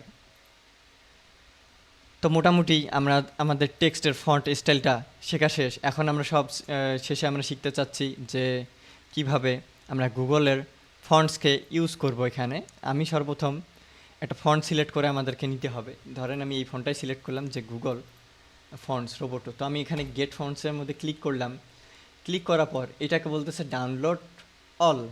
আমি চাইলে এটাকে ডাউনলোড করে ব্যবহার করতে পারি অথবা গেট ইমবেড কোড করতে পারি। এখানে দেখতে পাচ্ছেন যে এখানে আমার দেখাচ্ছে কি, যেখানে তুমি ইমবেড কোডটাকে HTML এর হেডে পেস্ট করো, এরপর তোমার যেখানে যেখানে ব্যবহার করতে হবে তুমি সিএসএস টাকে আসলে ডিফাইন করে ব্যবহার করো, অথবা এটাকে লিঙ্ক ছিল, এখন আমি এটাকে চাইলে ইম্পোর্ট করতে পারি, মানে আমার সিএসএস এর যে ফাইলটা রয়েছে সেইখানে আমি চাইলে এটাকে ইম্পোর্ট করে দিতে পারি। কিভাবে? এটাকে কপি করলাম, উইদাউট ডাউনলোড আমরা কিন্তু এটা ব্যবহার করতেছি, মাথায় রাখবেন। এখানে পেস্ট করে দিলাম সিএসএসের এইটাকে, সিএসএসের আমরা স্টাইল নামে ট্যাগটা নিয়ে এর ভিতরে ইম্পোর্ট ইউআরএল লিখে দিলাম। দেওয়াতে আমাদের কিন্তু এটা হয়ে গেল, তাই না? এরপর আমাদেরকে কি করতে হবে, আমাদের কিন্তু অলরেডি সিএসএসটাকে এখানে বসানো শেষ। আমরা রোবোটো স্টাইলটা নিলাম। তো রোবোটো স্টাইলে খুব একটা আসলে আমরা ওইভাবে দেখতে পারবো না। এটাকে আমাদের যেটা করতে হবে, এটাকে আবার অ্যাগেইন আমি স্টপ করে গো লাইভে দিতেছি। এখন পর্যন্ত কিন্তু আমাদের ওই ফন্টের স্টাইলটা কিন্তু কাজ করবে না। যখনই আমি এটাকে সুন্দর করে লিখে দিব ঠিক এইভাবে যে H1টা আমার হবে, ফন্ট ফ্যামিলিটা হবে কি যে রোবোটো ও এক মিনিট একটু দেখে নেই। তো এখানে ফন্ট ফ্যামিলি আমাকে লিখতে হবে রোবোটো, তারপর লিখতে হবে sans serif। ওকে, কীভাবে লিখতে হবে, এইভাবে ব্র্যাকেট দিয়ে আমাকে লিখতে হবে। ওকে, তো এটা একটু আমরা লিখি, আমরা দেখি কাজ করে কি না। ROBOTO, এই দেখুন আমাদের ফন্টের যে স্টাইলটা রয়েছে ওইটা কিন্তু পরিবর্তন হয়ে গেল, হয়ে গিয়ে একটু ভিন্ন রকমভাবে দেখাচ্ছে। তো এইটাকেই ঠিক এইভাবেই আমরা এইটাকে সুন্দর করে ফন্ট দিয়ে স্টাইল করতে পারি। তো এরকম বিভিন্ন ফন্ট রয়েছে যে ফন্টগুলো আমরা ব্যবহার করে আমাদের সুন্দর করে ফন্টগুলোকে স্টাইল করে ব্যবহার করতে পারি। এখানে বিভিন্ন স্টাইল রয়েছে, আমরা চাইলে আরও কিছু স্টাইল দেখতে পারি। যে গুগল ফন্টসটা, শুধু গুগল ফন্টস না, এরকম অনেক লাইব্রেরি রয়েছে যেগুলো ব্যবহার করে আমরা আসলে টেক্সটটাকে সুন্দর করে স্টাইল করতে পারি। এমন একটা টেক্সট দেখতে হবে যেটার স্টাইলটা একটু অন্য টাইপের, তাই না? এখান থেকে অনেকগুলো স্টাইল রয়েছে, একটা দেখে নেই এই স্টাইলটা। চলুন এই স্টাইলটা করি। গেট ফন্টের মধ্যে ক্লিক করে ইমবেটার মধ্যে দিলাম, আমরা ইম্পোর্টের মধ্যে ক্লিক করে এই মাঝের টেক্সটটাকে কপি করে নিই, তাতেই এনাফ করে। ওকে, তো ফন্টসটার একটু নামটা দেখে নেই, এইটা কোথায় ছিল। আচ্ছা, এটাকে কিন্তু আমার ডিলিট করে দিতে হবে, এটাকে আমি ডিলিট করি নাই, এটাকে ডিলিট করার প্রয়োজন ছিল। আমি এটাকে ডিলিট করে দিলাম, দেওয়ার পর এটাকে আমি কপি করে নিচ্ছি, নেওয়ার পর এটাকে আমি এখানে বসিয়ে দিচ্ছি। হ্যাঁ, এখন কিন্তু হয়েছে। এটার নামটা একটু দেখে নিতে হবে, এই নামটা আমাকে, এইটার নামটাকে আমি নিয়ে নিলাম। নেওয়ার পর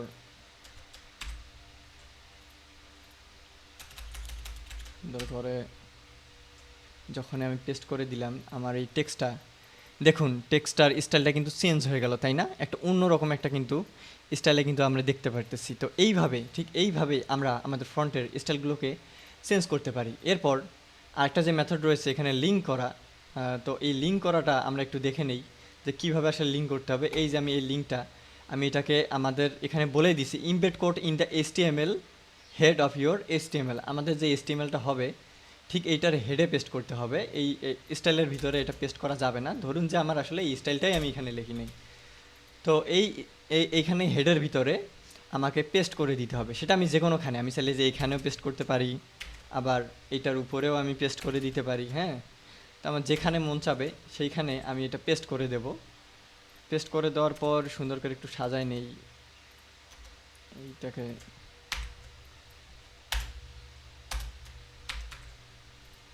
তারপর আমাকে যেটা করতে হবে, এখন কিন্তু আমার হেডে কিন্তু পেস্ট করা শেষ, কিন্তু আমি সিএসএসটা কিন্তু পেস্ট করি নাই। এখন ফর এক্সাম্পল আমি সিএসএসটা এখানে স্টাইল ইউজ করে নিচে লিখতেছি না, আমি করতেছি কি একটা ইন্টারনাল একটা আমি স্টাইল ডট সিএসএস নিতেছি। সিএসএসটা যেহেতু আমি এখানে লিখবো, তাই এখানে আমাকে তো আগে ওইটাকে লিঙ্ক করে দিতে হবে, তাই না? তো চলুন আমরা ওইটাকে একটু লিঙ্ক করে দেই। তো চাইলে এটা নিচেই দিতে পারি, সমস্যা নেই, লিঙ্ক করে দিলেই হয়েছে। ওকে, তাহলে স্টাইল ডট সিএসএস এখানে দিলাম। দেওয়ার পর আমি কোনটাকে আমি চেঞ্জ করতে চাচ্ছি, আমার H1 যে ট্যাগটা রয়েছে আমি এটাকে চেঞ্জ করে দিতে চাচ্ছি। এইখানে আমি সুন্দর করে ফন্ট ফ্যামিলিটাকে আমি কপি করে নেই যাতে আপনাদেরকে বোঝাইতে পারি। তো এখানে আমি লিখতেছি H1। এরপর আমি সুন্দর করে যেই ফন্ট ফ্যামিলিটাকে এখানে সুন্দর করে কল করলাম, এরপর আমরা চাইলে ফন্টের উইথ ব্যবহার করতে পারি, ফন্ট স্টাইলটা আমরা ডিফাইন করে দিতে পারি। এইভাবেই কিন্তু ডিফাইন করে করে আমরা আমাদের এই ফন্টগুলোকে ব্যবহার করতে পারি। এছাড়াও আমাদের ফন্টগুলো ব্যবহার করার জন্য আরও স্টাইল আছে, যেমন এই যে ডাউনলোড ওয়ান, এইটাকে আমি ডাউনলোড করলাম। চলুন এবার ডাউনলোড করে ব্যবহার করে দেখি কীভাবে এটাকে আমরা ব্যবহার করতে পারি। তো এটাকে সর্বপ্রথম আমাকে কাট করে আমার নির্দিষ্ট ফোল্ডারটার মধ্যে নিয়ে যেতে হবে। এরপর আমি চলে যাব আমার যে ফোল্ডারটা রয়েছে, এখানে তো সবগুলো আমি রেখেছি, তাই না? ওকে, চলুন গুগল ফন্ট লাইব্রেরি থেকে এই যে ফন্টটা ডাউনলোড করলাম, এটা কিভাবে আমরা আমাদের HTML এর মধ্যে ব্যবহার করব। তো সর্বপ্রথম আমাকে এটা কিন্তু এক্সট্রাক্ট করতে হবে। এটা কিন্তু জিপ ফাইলে আছে। তো এই এক্সট্রাক্ট করার জন্য সরাসরি আপনি এই এক্সট্রা কলে চাপ দিয়ে এখানে এক্সট্রাক্ট হেয়ারে ক্লিক করে এখানে এক্সট্রাক্ট করে নিতে পারেন। অনেকের যদি এক্সট্রাক্ট করতে প্রবলেম হয়, তাহলে গুগলে সার্চ করবেন 7-zip ইনস্টলার, ওইটা ইনস্টল করে ছোট্ট একটা অ্যাপস, ওইটা ইনস্টল করে ওইটা দিয়ে আপনি এগুলো এক্সট্রাক্ট করবেন, জিপ করবেন। আমার কাছে ওইটা অনেক ভালো লাগে, এমনকি বিভিন্ন সফটওয়্যারগুলাও কম্পিউটারে ইনস্টল করতে ওইটা আমাকে অনেক হেল্প করে। তো এই জিপ ফাইলটার আর কোনো প্রয়োজন নেই। এখানে আসার পর আমি দেখতে পাচ্ছি যে এই যে এখানে কিন্তু আমার সুন্দর করে এই TTF এই ফাইলটার ভিতরে আমার কিন্তু ফন্টটা আছে। আর এখানে TXTতে আসলে এখানে লাইসেন্সটা দেওয়া আছে। তো এই লাইসেন্সটা খুবই ইম্পর্টেন্ট, যে আপনি একজনকার একটা ফন্ট স্টাইল ব্যবহার করতেছেন, ফন্ট একটা ব্যবহার করতেছেন, তার তো পারমিশন লাগবে, তাই না? অন্যথায় কিন্তু কপিরাইট সে দিতে পারে। তো এই ক্ষেত্রে এই লাইসেন্সটা আমাদের খুবই গুরুত্বপূর্ণ। তো অবশ্যই আমাদের কপিরাইট ফ্রি বা লাইসেন্স রয়েছে এরকম ফন্টগুলো আমাদের ইউজ করতে হবে। হ্যাঁ, তো এখান থেকে আমি করলামটা কি, ওকে ওকে। তো এখন আমি এখানে একটা বিষয় জিনিসটা করতে চাচ্ছি, যখন আমি ফন্টটা এখানে ব্যবহার করব, আমি কিন্তু এটা একটা ফোল্ডারের ভিতরে রেখেছি। হতে পারে আপনার একটা ওয়েবসাইট তৈরিতে বেশ কয়েকটা ফন্ট আপনি ইউজ করেছেন ডাউনলোড করে, সেক্ষেত্রে একটা সুন্দর একটা ফাইল তৈরি করবেন। হ্যাঁ, তো আপাতত এটার নাম দিলাম যে নাম নাম দেই যে ফন্ট ফন্ট ফাইল। ওকে, তো যখন আমি ফন্ট ফাইলের ভিতরে যাব এবং এই TTF ফোল্ডারটা, সরি TTF ফাইলটা আমি সিলেক্ট করে দেবো, তখনই কিন্তু আমার ফন্টটা কাজ করবে। তো এইটা করার জন্য আমাকে কি করতে হবে? তো আমি এই কাজটা সম্পূর্ণ এক্সটার্নাল CSS এর ভিতরে আমি করতে চাচ্ছি। এই জন্য এই যে আমি এখানে লিঙ্ক দিয়ে link rel style sheet style dot এই যে CSS ব্যবহার করে আমি এখানে কিন্তু ব্যবহার করতেছি। তো এইটাকে ব্যবহার করার জন্য আমাদের একটা নতুন একটা প্রপার্টি লিখতে হবে। এখানে দেব অ্যাট দ্য ফন্ট ফেস। তো এই ফন্ট ফেস প্রপার্টিটা দেওয়ার পর আমি যখন ব্র্যাকেট দিয়ে দেবো, এরপর আমাকে লিখতে হবে ফন্ট ফ্যামিলি। ফন্ট ফ্যামিলি লেখার পর ফন্ট ফ্যামিলির আমাকে নেমটা কিন্তু কল করতে হবে। তো চলুন ফন্ট ফ্যামিলির নেমটা এক নজরে একটু দেখে নেই, তাহলে আমাদের লিখতে সুবিধা হবে, তাই না? এই ফন্ট ফাইলটার মধ্যে গেলাম, ফন্ট ফ্যামিলির নামটা আমি লিখতেছি মিক্রোমা। ওকে, এখানে ইএফ লেখা হয়েছে, এই যে ফন্ট ফ্যামিলিটা লিখে দিলাম। এখন আমাকে ইউআরএল নামে ছড়ি এখানে SRC দিয়ে ঠিক এইভাবে আমাকে ইউআরএলটা নিতে হবে। তো এইখানে সুন্দর করে আমার কিন্তু ফোল্ডারটা কোথায় রয়েছে, ফাইলটা কোথায় রয়েছে সেটা কল করতে হবে। তো এটার জন্য আমি প্রথমে ফোল্ডারটা লিখতেছি ফন্ট ফাইল, এরপর ফরওয়ার্ড স্ল্যাশ, অটোমেটিক আমাকে রিকমেন্ড করতেছে। এরপর আমি সুন্দর করে আমার যে ডাউনলোড করা ফন্টটা রয়েছে ওইটা কিন্তু ধরিয়ে দিলাম। এখনও কিন্তু কাজ শেষ হয়নি, এখন জাস্ট আমরা আমাদের CSS এর মধ্যে ফন্টটাকে লিঙ্ক আপ করেছি। যখন আমরা একটা সুন্দর করে একটা প্রপার্টি নেওয়ার পর সেটাতে আমরা বলে দেবো যে ফন্ট ফন্ট ফ্যামিলি নামটা যখন লিখে দিব, নামটা আমি লিখে দেই, দেখুন তখনই কিন্তু গিয়ে জিনিসটা পরিবর্তন হয়ে যাচ্ছে। তো এই বিষয়টা বেশ মজার না? আমরা ঠিক এই স্টাইলে আমাদের ফন্টগুলোকে সুন্দর করে পরিবর্তন করতে পারি। তাহলে এখন আমরা তিনটা মেথড দেখলাম, তাই না? একটা CSS ব্যবহার করে, একটা HTML এর মধ্যে লিঙ্ক আপ করে, এরপর ফাইলটাকে ডাউনলোড করে। আসলে কোন পদ্ধতিটা বেস্ট, কোনটা আমরা ব্যবহার করব? হ্যাঁ, অবশ্যই গুগল ফন্ট থেকে সরাসরি আপনি CSS এর ভিতরে অথবা আপনার HTML হেডের ভিতরে ব্যবহার করে কাজটা করতে পারেন। এখন হতে পারে যে অনেক ব্রাউজারে রয়েছে যে ব্রাউজারগুলোতে আপনার ফন্টটা হয়তো সাপোর্ট নাও করতে পারে, অথবা এমন হতে পারে আপনি একটা থার্ড পার্টি সফটওয়্যারের একটা ফন্ট ইউজ করেছেন। তো সেক্ষেত্রে ওই ফন্টটা পরবর্তীতে ওই জায়গাটার মধ্যে কোনো প্রবলেম হলো বা ফন্টটা যে মেইন যে ফাইলটা রয়েছে, সোর্স ফাইলটা বা লিঙ্কটা ঠিক ঠিক সেখান থেকে হারিয়ে গেল, তো সেক্ষেত্রে হতে পারে কি যে তখন আপনার এই ফন্ট এর স্টাইলটা কিন্তু আর কাজ করবে না। হ্যাঁ, যদি সহজভাবে আর একটু বোঝাইতে চাই তাহলে এই যে ধরুন এখান থেকে আমি এটা ডিলিট করে দিলাম, দেখুন এটা আগের কিন্তু ফরম্যাটে চলে গেছে, এখন আর এটা কিন্তু কাজ করবে না। তো এই বিষয়টাকে যদি আপনি এড়িয়ে যেতে চান তাহলে এই ফন্টগুলোকে আপনি ডাউনলোড করতে পারেন। এমন কিছু কিছু ফন্ট আছে যেগুলো আসলে যে গুগল ফন্ট লাইব্রেরিতেও নেই, তো এই ফন্টগুলোকে কী করতে হয়, কিনতে হয়, পারচেস করে সেগুলো ব্যবহার করতে হয়, তাই না? তো তখন আমাদের সেগুলোকে কি করতে হবে, সুন্দর করে ফোল্ডারে ডাউনলোড করে ফোল্ডারে বসিয়ে রেখে সেটা ব্যবহার করতে হবে, তাহলে যে কোনো ব্রাউজারেই আমাদের ওই ফোনটাকে সাপোর্ট করবে, যে কোনো ডিভাইসেই আমরা ব্যবহার করতে পারবো। তো মোটামুটি আমরা একটা বড় একটা টপিক শিখে ফেললাম, তাই না? বেশ মজার। এরপর ফন্ট সাইজটা তো আমি দেখিয়ে দিয়েছি, তারপরে একটু বুঝিয়ে দিই। ফন্ট সাইজের কাজ কি, যে আমরা ফন্ট সাইজটাকে ডিফাইন করে দিতে পারি যে কতটুকু ফন্ট হবে ফন্টের সাইজটা।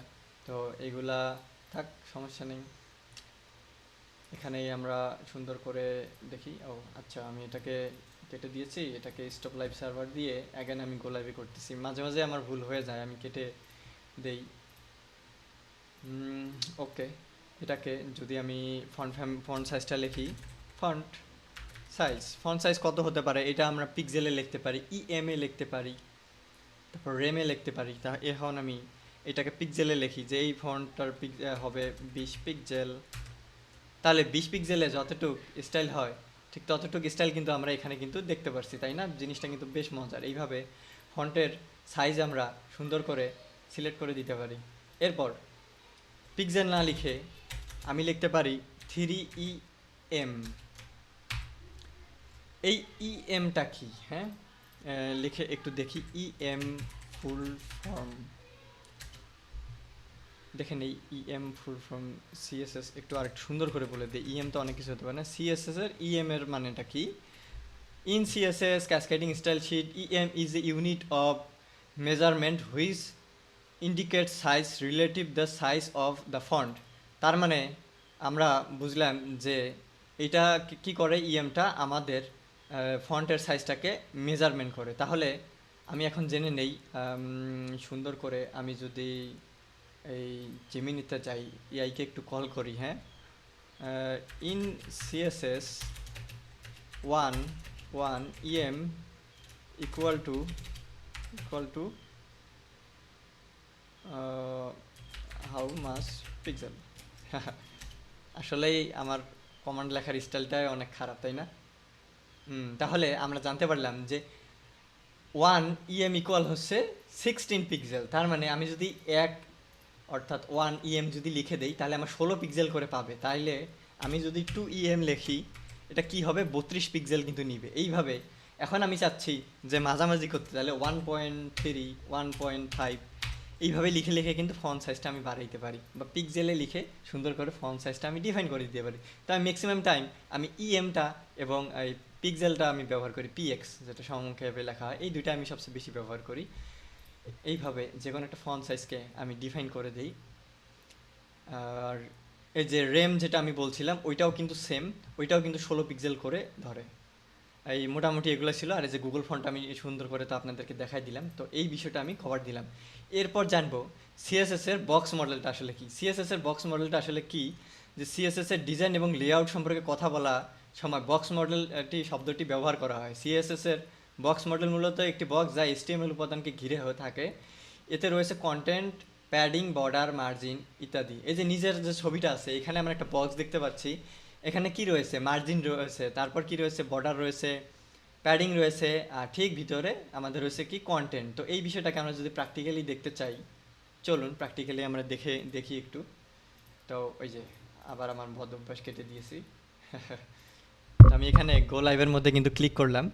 ক্লিক করার পর সুন্দর করে এই যে আমার এটা দেখাচ্ছে। এইটার যদি আমি বক্সটা বের করতে চাই, আমাকে যে কাজটা করতে হবে, F12 চাপ দিতে হবে কিবোর্ডের, অথবা ইনস্পেক্ট করতে হবে।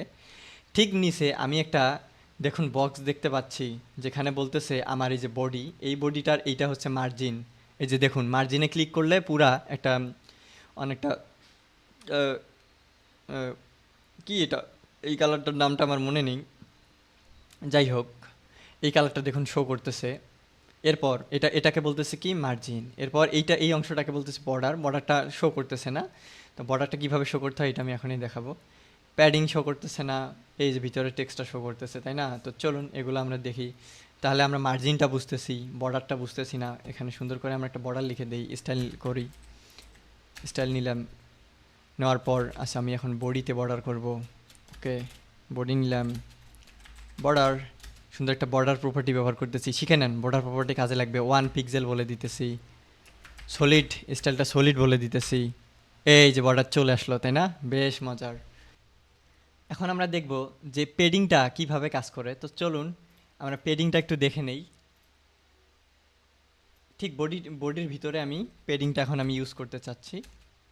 তো শুরুতে আগে পেডিংটা ইউজ করার জন্য আমি আগে একটা বর্ডার নিই, যাতে আপনাকে দেখাইতে পারি সুন্দর করে। 1 পিক্সেল নিলাম, সলিড নিলাম। হ্যাঁ, সলিড কালার বলতে আমি বোঝাইতে চাচ্ছি এই যে লাইনটা একদম সলিড হবে। আমি চাইলে এটাকে আরও অনেকভাবে বলতে পারি যে ডটেড ডটেড দিলে স্টাইলটা হবে এই রকম, তাই না? এরপর আরেকটা আছে মেবি ড্যাশড। তা আমি চাচ্ছি যে এইটা হবে কি 1 পিক্সেল হবে বর্ডারটা। এই বর্ডারটা 1 পিক্সেল হবে। আমি যদি পিক্সেলটা বাড়াই দেই, যদি এখানে 3 পিক্সেল দেই, তাহলে এটা কিন্তু আরেকটু বড় হবে।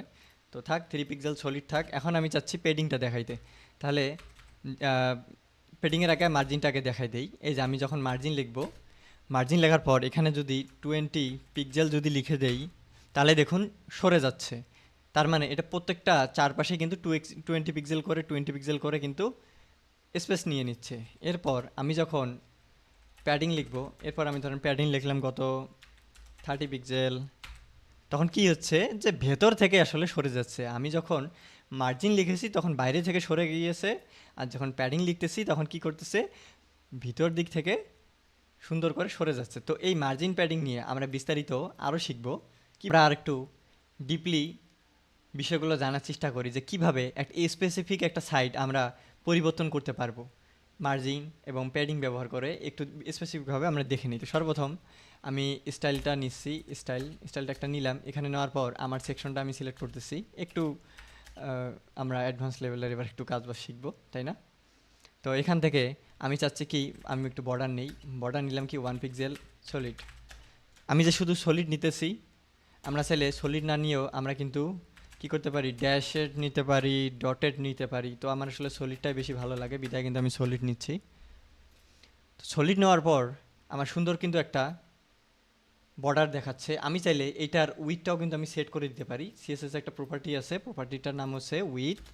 আমি উইথ সিলেক্ট করে দিলাম কত, যে উইথ হও 400 পিক্সেল, এবং আমি চাইলে হাইটটাও সিলেক্ট করে দেবে, হাইট হও তুমি 200 পিক্সেল। এই যে 200 পিক্সেলে যতটুকু হয় ঠিক ততটুকুই কিন্তু দেখাচ্ছে। আমি চাইলে এই হাইটটাকে অটো নামে একটা প্রপার্টির ভ্যালু এটা ভ্যালু, তো আমি একটা অটো নামে একটা ভ্যালু সেট করে দিতে পারি, যেটা মানে অটোমেটিক্যালি একটা হাইট যতটুকু প্রয়োজন ততটুকু একটা নিয়ে নেবে হাইট। তো এইভাবে আমি সুন্দর করে একটা হাইট উইথ নিয়ে নিলাম। তো এইটাকে আমি এখন কি করব, ডানে বামে উপরে নিচে সরাবো, তাই না? তো এই কাজটা করার জন্য আমাদের ইন্ডিভিজুয়াল সাইটগুলো সিলেক্ট করার জন্য নতুন নতুন কিন্তু আমরা প্রপার্টি শিখব। Margin top, margin right, margin bottom, margin left. সেমভাবে পেডিংয়েও কিন্তু কাজ করবে। তো বিষয়টা আমরা কিভাবে করতে পারি দেখুন। প্রথম কথা হচ্ছে অটো ইউজ করে, এরপর length, pixel, pt, cm, etc বা ইএম যেগুলো ব্যবহার করছি, এরপর পার্সেন্টেজ ব্যবহার করে, এরপর ইনহারিট ব্যবহার করে। ওকে, ইনহারিট ব্যবহার করে আমরা করতে পারি, তাই না? তো অনেকগুলো স্টাইল রয়েছে, আমরা চলুন দেখে নিই। যত ইজিয়েস্টভাবে বোঝানো যায় আমি চেষ্টা করব বোঝানোর। তো সর্বপ্রথম আমি যাচ্ছি আমার এখান থেকে বাইরেরটা হচ্ছে মার্জিন, ভিতরেরটা হচ্ছে প্যাডিং। তো আমি যাচ্ছি বাইরে থেকে, মানে একদম টপ থেকে মার্জিন হাইফেন দিয়ে টপ লিখে অটোমেটিক কিন্তু সাজেস্ট করতেছে মার্জিন টপ থেকে সেই 100 পিক্সেল তুমি নিচে নেমে যাও। এই যে নিচে নেমে গেল। এবার আমি চাচ্ছি তুমি মার্জিন কি হবে, বটম থেকে তুমি বটম দিলে আমি আসলে বুঝতে পারবো না, তাই না? আমাকে দিতে হবে লেফট থেকে, যেহেতু লেফটের মধ্যে রয়েছে। এই যে আমি যাচ্ছি এখান থেকে সরে যাক। রাইট সাইড কোনটা, লেফট সাইড কোনটা আরেকবার বলে দেই। এই অংশটা হচ্ছে রাইট, এই অংশটা হচ্ছে লেফট, এটা হচ্ছে টপ, এটা হচ্ছে বটম। এটা মাথায় রাখবেন। তো আমি চাচ্ছি বাবা তুমি লেফট থেকে 50 পিক্সেল সরে যাও। তো এই তো সরে গেল। বেশ মজার না? আমরা এইভাবেই উপর নিচ ডানে বামে সরাই দিতে পারি। এরপর আমরা তো বাইরে শিখলাম, এবার ভিতরে শিখতে হবে না? এখন আমি বলে দিতেছি, তুমি প্যাডিং প্যাডিং তুমি লেফট থেকে কত 20 পিক্সেল সরে যাও তো। এই যে সরে গেল। আমি যদি 20 পিক্সেল না বলে 20% বলে দেই কি হবে? এই দেখেন 20% সরে গেল। হ্যাঁ, তো এটা আমি পিক্সেলে লিখে দিচ্ছি, 20 পিক্সেল সরে গেল। আমি বলতেছি প্যাডিং তুমি টপ, এবার বটমটা দেই, তখন বটমটা তো ব্যবহার করলাম না। বটম থেকে তুমি বাবা 50 পিক্সেল সরে যাও। ওকে, এই যে সরে গেল, একটা স্পেস দিয়ে দিল। তো এইটা আমরা কিভাবে করতে পারি? বাইরে করতে হলে ব্যবহার করব কি? মার্জিন। ভিতরে লাগলে ব্যবহার করব কি? প্যাডিং, তাই না? এখন আমি চাচ্ছি কি, যে আমার এই মার্জিনটা রয়েছে, এই মার্জিনটাকে আমি এই দিকে সরাই দিতে। মানে আমরা এতক্ষণ তো ওই যে প্লাস ব্যবহার করলাম, তাই না? এখন যদি আমি লিখি যে মার্জিন লেফট থেকে -50 হবে, তাহলে কি হবে দেখুন, এখান থেকেই সরে যাচ্ছে কিন্তু। তো আমরা যেমন এই প্লাসের আমরা ব্যবহার করতেছি, ঠিক সেইভাবে কিন্তু মাইনাসেরও কিন্তু ইউজ করতে পারি। মানে হচ্ছে একটা মাইনাস সংখ্যা ব্যবহার করে আমরা নির্দিষ্ট দিক থেকে একটু সরিয়ে দিতে পারি, তাই না? তো এই বিষয়টাও কিন্তু বেশ মজার। ঠিক এইভাবে প্রত্যেকটা আমরা মার্জিন প্যাডিং ইউজ করে সরিয়ে দিতে পারি। বেশ মজার না? এরপর আমরা চাইলে আরও অনেক কিছু করতে পারি। যেমন আমি এই যে এইটাকে যদি একটা জিনিস করতে চাই, এই সোয়ানটাকে আমি চাচ্ছি যে এখান থেকে মার্জিন দেই, মার্জিন -15 পিক্সেল, মার্জিন মাইনাসটা বস। হ্যাঁ, মার্জিন 15 না 20 দিই, 20 পিক্সেল। দেখুন বাইরে সরে যাচ্ছে, তাই না? বিষয়টা যদি আর একটু ভালোভাবে দেখি, এখানে তো ওইভাবে বোঝা যাচ্ছে না। তো বিষয়টা বোঝার জন্য একটু মাঝে নেই আমরা এটাকে, মার্জিন দেই, মার্জিন মার্জিন মার্জিন এখানে কল করতেছি টপ। টপ থেকে কত চাচ্ছি? টপ থেকে চাচ্ছি 50 পিক্সেল। ওকে, সরে গেল। তারপর মার্জিন লেফট থেকে মাইনাস, সরি প্লাসে থাকে, এখান থেকে সরে গেল। এখন এখান থেকে আমরা চলুন এই ওয়ানটাকে একটু সরাই দিয়ে দেখি। তো এটাকে সরানোর জন্য কি করতে হবে? এই ওয়ান নিলাম, বলে দিতেছি মার্জিন লেফট থেকে -30 পিক্সেল দিয়ে দিলাম। এই যে দেখেন এখান থেকে সরে গেল। এখন আমি যদি মার্জিন ব্যবহার না করে প্যাডিং ব্যবহার করতাম, তাহলে কি হতো বলেন তো? চলেন তো এখানে প্যাডিং লিখে দেখি, তাহলে কি এটা সরে যেত? প্যাডিং, ওকে প্যাডিং কী করলাম? লেফট। দেখুন আমি যখন প্যাডিং লেফট ব্যবহার করতেছি, এখান থেকে সরে যাচ্ছে না। এটা কেন কাজ করতেছে না? কারণ প্যাডিং তো এখানে শেষ হয়ে গেছে। এখন যদি এখান থেকে আমাকে সরাতে হয়, তাহলে আমাকে মার্জিন ব্যবহার করে এর বাইরে নিয়ে যেতে হবে। অর্থাৎ আরও সহজ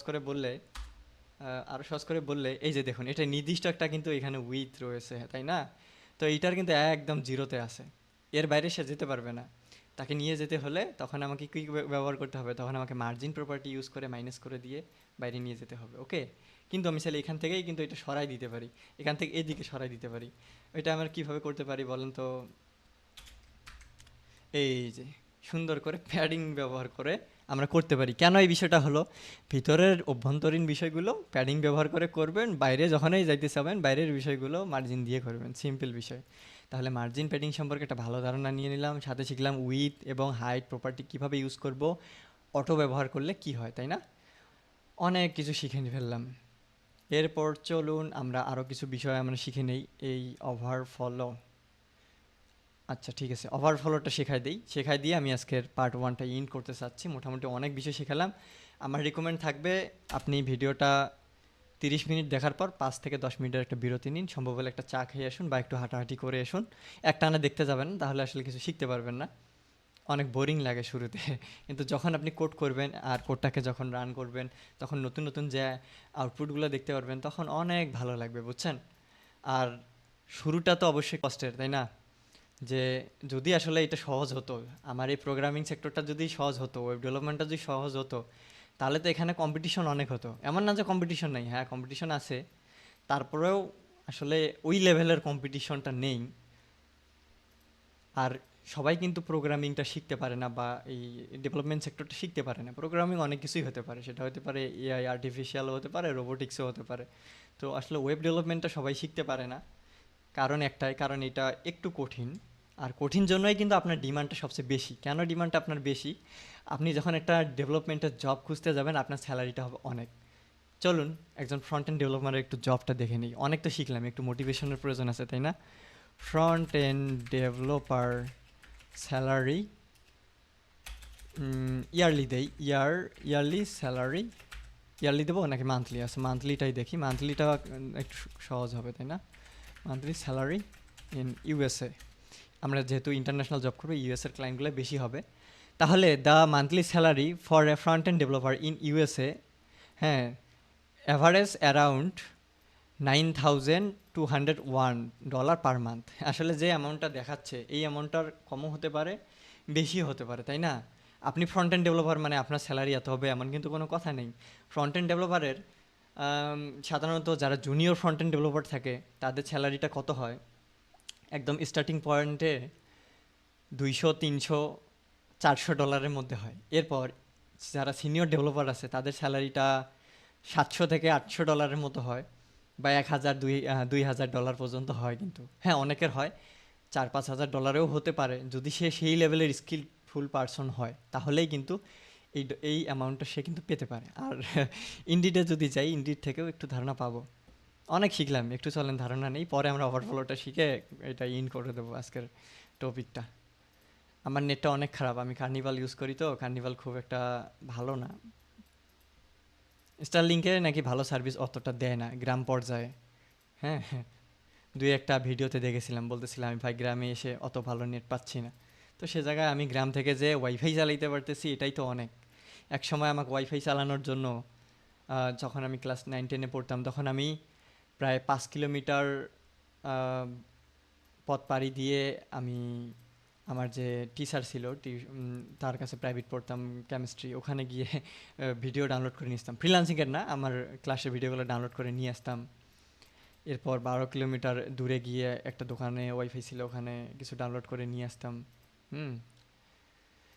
তো ওই সময়টা অনেক ছিল, আর ওয়াইফাই যে পাবো এরকম চিন্তা ভাবনা ছিলই না। তো একজন ফ্রন্ট এন্ড ডেভেলপারের ইনডিটে বলতেছে মান্থলি স্যালারি $8,000, হ্যাঁ, 8,154। তো এইরকম একটা রেঞ্জে আসলে হয়, কিন্তু শুরুতে এরকম হয় না। $400-500 যদি আপনি পান বাংলাদেশি টাকায়, মানে হচ্ছে যে $100 ধরলাম, 10,000, 11,000 টাকা, তাহলে খারাপ কি? $300-400 পেলে 30-40 হাজার টাকা পাচ্ছেন ফ্রন্ট এন্ড ডেভেলপার। বেকারের চেয়ে তো মেকার অনেক ভালো, তাই না? তো অবশ্যই আপনি যদি সুন্দর করে ফ্রন্ট এন্ড ডেভেলপমেন্টটা শেখেন, তাহলে খুব ভালো পরিমাণে একটা ইনকাম করতে পারবেন। ফ্রন্ট এন্ড ডেভেলপার হয়েই আপনি আপনার কেরিয়ারটা স্টার্ট করুন। আপনাকে যে ফুল স্ট্যাক ডেভেলপার হতে হবে এমন কোনো কথা নেই। অনেকে রয়েছে যে শুধু ফ্রন্ট এন্ড নিয়েই কাজ করে, আবার অনেকে রয়েছে যে শুধু ব্যাক এন্ড নিয়েই কাজ করে, আবার অনেকে দুইটা স্ট্যাক, মানে একটা স্ট্যাক নিয়েই কাজ করে, ফ্রন্ট এন্ড ব্যাক এন্ড নিয়েই। কেন করে? আপনি শুরুতে ফ্রন্ট এন্ডটা নিলেন, শিখলেন, শেখার পর ওয়েব ডিজাইন আপনি প্রায় 1.5 বছর বা 1 বছর করেন। আমি বলবো যে 1.5 বছর অন্তত করেন, 1.5-2 বছর, তাহলে আপনার ফ্রন্ট এন্ডটা ভালো হবে, তাই না? তো এরপর আপনি ব্যাক এন্ডটা শেখেন, তাহলে কি হবে? তখন আপনার ব্যাক এন্ডটা অনেক ইজি মনে হবে, ফ্রন্ট এন্ডের ডিজাইনটা ইমপ্রুভ হবে। আর তারপরে যখন ফ্রন্ট এন্ড ব্যাক এন্ড শিখে ফুল স্ট্যাক ডেভেলপার হয়ে যাবেন, তখন আপনার যে ডিমান্ডটা হবে সেটা হবে অনেক অনেক। একটা ফুল স্ট্যাক ডেভেলপারের ডিমান্ড অনেক। ফুল স্ট্যাক ডেভেলপারের স্যালারি, জুনিয়র যারা ডেভেলপার আছে তাদের স্যালারি হয়, তাদের স্যালারি একদম ধরেন বাংলাদেশে যদি কাউন্ট করেন, বাংলাদেশে হয় $500 ধরতে পারেন, মানে 50-60 হাজার টাকা স্যালারি হয়, বা 40 থেকে 50 হাজার টাকা ফুল স্ট্যাক ডেভেলপারের স্যালারি হয়। কেন হয়? আসলে জুনিয়র ডেভেলপারের স্যালারি এমনই হয়। বাংলাদেশে তো আর ওইভাবে আপনাকে স্যালারি দেবে না, ফ্রন্ট এন্ড ডেভেলপারের স্যালারি হয় 20-30 হাজার টাকা। তাহলে যদি আপনি সিনিয়র হন, সেক্ষেত্রে আপনার স্যালারি হবে 1 লাখ থেকে 1.5 লাখ টাকার মতো বাংলাদেশে। আর আপনি যদি এই ইন্টারন্যাশনাল ইউএসএ, ইউকে, কানাডা এগুলো কোম্পানিতে জব করেন, আপনার স্যালারি হবে জুনিয়র হিসেবে 1,000, 2,000, $3,000, $5,000। সিনিয়র হিসেবে $5,000 থেকে $10,000 রেঞ্জের মধ্যে আপনার স্যালারিটা হবে।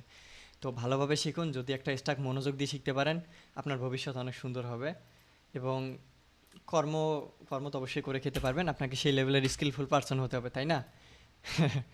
এআই নিয়ে টেনশন করেন না, এআই আসলে আপনার কর্মস্থলটাকে কখনোই খেয়ে ফেলতে পারবে না। যদি আপনি সেই লেভেলের আসলে স্কিল যদি অর্জন না করেন, তাহলে ভবিষ্যৎ আপনার অবশ্যই অন্ধকার, আপনার জন্য কঠিন হবে। কারণ কম্পিটিশনের যুগ, সব জায়গায় কম্পিটিশন আছে, মানুষ টাকা দিয়ে চাকরি নিতে পারতেছে না, সে জায়গায় আপনি স্কিল ডেভেলপমেন্ট করে আপনি জব করতেছেন, এটা তো ছোটোখাটো বিষয় হতে পারে না, তাই না? এখানে আপনার স্কিলটাকে প্রাধান্য দিতেছে। অনেক কথা বললাম, অনেক বকর বকর করলাম। চলুন আমরা শিখবো কি যে সিএসএস এর ওভারফ্লো। ওভারফ্লো বিষয়টা কি? The overflow property specifies whether to clip the content or to add scroll bars. আচ্ছা আমি এটা সহজ করে আরও বোঝাই দিই। আমি এখন এখানে কোড করি, তো এগুলা রাখার কোনো প্রয়োজন নেই অযথা। আমি ওপেন উইথ লাইভ সার্ভার দিলাম, কেটে দিয়েছিলাম, তো বারবার স্টপ করার কোনো প্রয়োজন নেই, ডাইরেক্ট আমি ওপেন উইথ লাইভ সার্ভার দিয়ে দিলাম। দেখুন যখন এখানে কোনো কিছু ভুল হবে রেড একটা কালার দিয়ে কিন্তু দেখাচ্ছে। এটা কেন দেখাচ্ছে বলেন তো? আমরা যে এখানে কোড স্পেল চেকারটা ইউজ করছি ওইটা করতেছে কি আমাদের ভুলগুলো ধরিয়ে দিচ্ছে। তাহলে এই হ্যালো ওয়ার্ল্ড লিখলাম, এবার আমি লরেমের অনেকগুলো ওয়ার্ড নিতে চাচ্ছি, অনেকগুলো। লরেম দিলাম 400। এই যে অনেকগুলো নিয়ে নিলাম, তাই না? ওকে ওকে, একটু বেশি হয়ে গেল, লরেমের এত প্রয়োজন নেই, 200 নেই, 200। ইন্টার চাপ দিলাম, চলে আসলো লরেমের ওয়ার্ডগুলো। আমি চাচ্ছি আমার যে সেকশনটা আছে এটার একটা নির্দিষ্ট উইথ হোক। তো আমি যেটা করব, সেকশন নিয়ে নেব, উইথ দিলাম কত, আমার সেকশনের উইথ হবে 400 পিক্সেল। ওকে, 400 পিক্সেল নিয়ে নিল। একটা বর্ডারও দিয়ে দেবো, হ্যাঁ ঠিক আছে, বর্ডার দিয়ে দেই, বর্ডার 1 পিক্সেল সলিড দিয়ে দিতেছি। কেমন দেখা যাচ্ছে? প্যাডিং দেই, প্যাডিং দিলাম, তুমি বাবা 20 পিক্সেল করে নাও, উপর নিচ ডানে বামে, এই তো নিয়ে নিল। জিনিসটা দেখতে কিন্তু সুন্দর লাগতেছে, তাই না? এখন এই যে ওভারফ্লো সিএসএস এর প্রপার্টিটা আছে, এইটা দিয়ে আমি অনেক কিছু করতে পারি। আমি বলে দিতে পারি যে ওভারফ্লো হবে কি ভিজিবল, ওভারফ্লো হবে হিডেন। সর্বপ্রথম হিডেনটা দেখি, এর জন্য আমাকে একটা হাইট সিলেক্ট করে দিতে হবে বোঝার জন্য, বুঝতে তো হবে তাই না? 300 পিক্সেল। দেখুন যখন 300 পিক্সেল লিখতেছি, আমার এই যে এই এতটুক পর্যন্ত আমার কিন্তু আমার হাইটটা নিতেছে। এটা বর্ডার দিয়ে আমি আসলে আপনাকে বোঝাচ্ছি। এই যে হাইট এতটুক পর্যন্ত হচ্ছে, এই এতটুক 300 পিক্সেল, এই উইথ হচ্ছে 400 পিক্সেল। এর বাইরে যখন চলে যাচ্ছে এই জিনিসটা আমি কি করতেছি কি ওভারফ্লো হিডেন হয়ে যাও, মানে এরপরে যা কিছুই থাকবে তুমি আর দেখাবা না। এইটা যখনই বলে দিলাম হিডেন, এইটা ভ্যানিশ হয়ে গেল। আমি যখন বলে দেব যে ভিজিবল, তখন কি হবে? এই যেটা দেখাচ্ছে তো ডিফল্টভাবে ভিজিবল থাকে। এরপর আমি যখন বলবো স্ক্রল, তখন কি হবে? এইটাতে একটা স্ক্রল বাস চলে আসবে, আমি এখানে স্ক্রল করে করে দেখতে পারবো, তাই না? জিনিসটা বেশ মজার, যখন আমি স্ক্রল করতেছি এভাবে দেখতে পারতেছি। তো এরকম অনেক কিছু আমরা ক্রিয়েট করে এই ওভারফ্লো প্রপার্টিটা ব্যবহার করে সেটাকে সুন্দর করে আমরা বলে দিতে পারি, তাই না? বেশ মজার। এরপর রয়েছে ওভারফ্লো অটো। অটোর কাজ কি? চলুন আমরা অটোটা দেখে নেই সুন্দর করে। ওভারফ্লো আমরা এখানে লিখে দিতেছি অটো, এটা অটোমেটিক কিন্তু নিয়ে নেবে। ওকে, দেখুন ওভারফ্লো অটো যখন আমি ব্যবহার করলাম তখন কি হচ্ছে, অটোমেটিক নিয়ে নিচ্ছে। এই আবার স্ক্রল বারটাও দিয়ে দিতেছে, তাই না? আমরা এখন ওভারফ্লো দুইটা অ্যাডভান্স প্রপার্টি দেখব, ওভারফ্লো এক্স এবং ওভারফ্লো ওয়াই। ওভারফ্লো এক্স বলতে কি বোঝাচ্ছি এবং ওভারফ্লো ওয়াই বলতে আমরা কি বোঝাচ্ছি। Overflow x versus overflow y লিখে আমি একটু আপনাকে প্র্যাকটিক্যালি দেখাই ইমেজ। আমরা গণিতে গ্রাফ তো করেছি, তাই না? টালি খাতাগুলো ব্যবহার করেছি, সেখানে লিখে দিয়েছিলাম কি এক্স অক্ষ বরাবর ওয়াই অক্ষ বরাবর। ঠিক এখানেও জিনিসটা কিন্তু সেম, যে ওভারফ্লো এক্স বলতে আমরা এটাকে বোঝাচ্ছি এবং ওভারফ্লো ওয়াই বলতে আমরা ঠিক এইটাকে আমরা ডিফাইন করতেছি, তাই না? তো আরও সহজভাবে যদি বলতে চাই তাহলে ওভারফ্লো এক্স বলতে আমরা বোঝাচ্ছি যে হরিজন্টালি কী হবে, এবং ওভারফ্লো ওয়াই বলতে বোঝাচ্ছি যে ভার্টিক্যালি কী হবে। এখন যদি প্র্যাকটিক্যালটা আমরা দেখি, শুধু তো বললে হবে না, প্র্যাকটিক্যালও তো দেখতে হবে, তাই না? প্র্যাকটিক্যালি আমি লিখতেছি কি সেকশনটার আমি একটা উইথ সেট করতেছি 400 পিক্সেল। এরপর আমি হাইট দিতেছি 300 পিক্সেল। এরপর বর্ডার 1 পিক্সেল সলিড। এখানে চেঞ্জেস হচ্ছে না, কেন চেঞ্জেস হচ্ছে না জানেন কি? এই যে আমি কিন্তু লাইভ সার্ভার ওটা আগের করে রাখছিলাম বিধায় দেখাচ্ছিল না, আমি এটা কেটে দিয়েছিলাম বিএস কোডটা।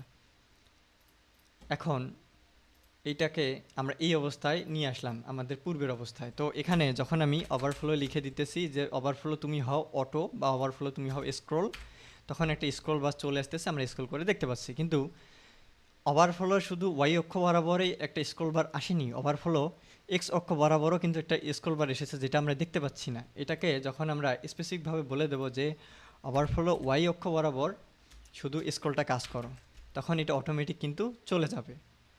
এখন আমি চাচ্ছি যে ওভারফ্লো ওয়াই অক্ষ বরাবর না হয়ে স্ক্রল বারটা ওভারফ্লো এক্স অক্ষ বরাবর হোক। তখন আমাকে কি করতে হবে, তখন আমাকে বলে দিতে হবে ওভারফ্লো, একটু স্পেসিফিকভাবে বলে দিতে হবে ওভারফ্লো এক্স অক্ষ বরাবর তুমি হও স্ক্রল বা অটো বলে দিতে পারি, ওই একই তো কাজ, তাই না?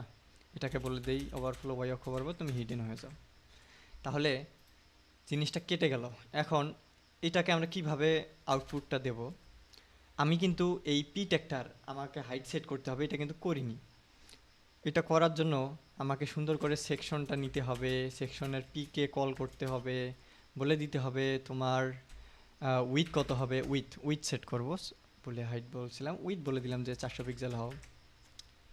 এখানে বলে দেওয়া শেষ উইথটাকে সুন্দর করে। এরপর আমি একটা নতুন প্রপার্টি ইউজ করতে চাচ্ছি যে ওভারফ্লো এক্স ওয়াই দেওয়া শেষ। এখন আমার যে নতুন প্রপার্টিটা ইউজ করবো সেটা হচ্ছে হোয়াইট স্পেসটা। তুমি হোয়াইট স্পেসটা কী করো, নো র্যাপ করে দাও, WRAP, নো র্যাপ।